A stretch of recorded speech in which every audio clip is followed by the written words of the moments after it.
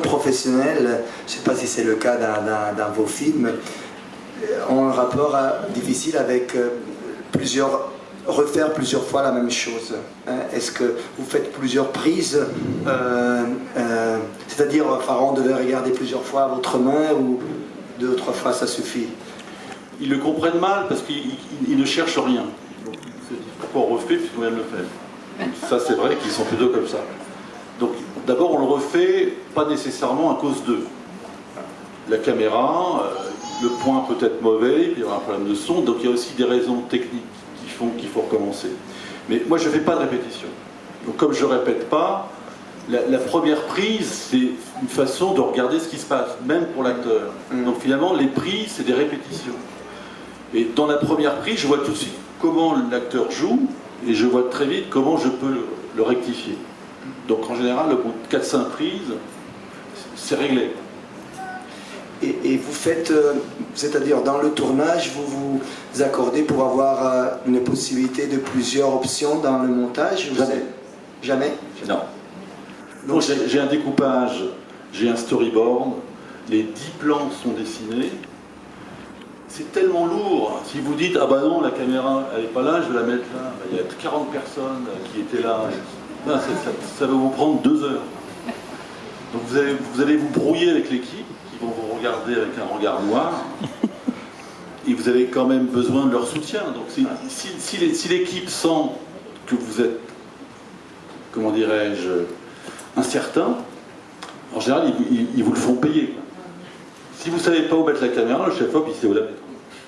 Donc on lutte plutôt contre les techniciens qui savent toujours quoi faire. Donc c'est plutôt contrarier l'équipe. Le chef opérateur, il ne s'occupe que de son image, si je veux dire. Il n'a pas la vision d'ensemble, ce qui est normal. Le son, pareil. Donc c'est à vous d'être le chef d'orchestre et de leur expliquer que non, bah justement, peut-être que ce plan-là serait très beau, mais c'est pas ce qu'on va faire. On va plutôt faire un plan moyen, parce que moi, j'ai besoin d'un plan moyen à ce moment-là.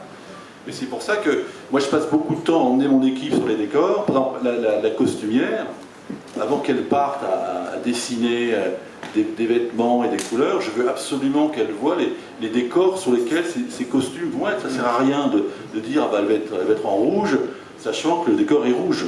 Donc je lui dis bah, viens voir le décor. Moi, ça me permet de lui parler. Même humainement, c'est important de parler à un technicien. On dirige les techniciens comme on dirige les acteurs. Il faut leur parler, il faut leur dire voilà, j'aimerais bien, tu vois, des costumes qui aillent dans le sens de cette histoire ou qui n'aillent pas dans le sens de cette histoire. Et je vois bien qu'ensuite, toutes les propositions qu'on me fait, les propositions de couleurs, sont toujours des couleurs qui tiennent toujours compte du fond. Dans Jeannette, par exemple, bon, le décor est assez singulier. Elle est vraiment, Alexandra, elle est vraiment partie du sable, du vert, du gris, du bleu, pour constituer ses habits. Et pareil pour le choix de la caméra. C'est pareil, aujourd'hui il y a plein de caméras possibles. Chaque caméra, finalement, entre la RED, entre l'Alexa, chacune a sa température naturelle. Il y a des caméras qui sont très, très crues, il y a des caméras... Après, vous pouvez travailler, mais quand même qui sont très chaudes. Donc moi, j'ai toujours... Alors, ça évolue tout le temps. Et même là, je fais un nouveau film et je suis retourné avec le chef opérateur avec des nouvelles caméras. Est-ce qu'on va prendre la RED? Est-ce qu'on va prendre l'Alexa? Bon, on filme, mais on regarde. Moi, quand je fais un film qui se passe au Moyen-Âge, je ne peux pas avoir une caméra trop crue. Parce que sinon, elle est trop actuelle. Et le numérique, il pompe beaucoup le quotidien. Et le spectateur, quand il regarde Jeannette, il faut qu'il croie au Moyen-Âge. Si vous avez Jeannette dans des dunes et vous avez l'impression qu'on est à la télé et qu'elle est au bord de... ça ne marche pas. Donc, il y a des caméras qui adoucissent beaucoup. Donc, qui font rentrer le personnage dans le décor. Il y a des caméras qui font sortir... C'est à vous de la choisir en fonction du film que vous faites.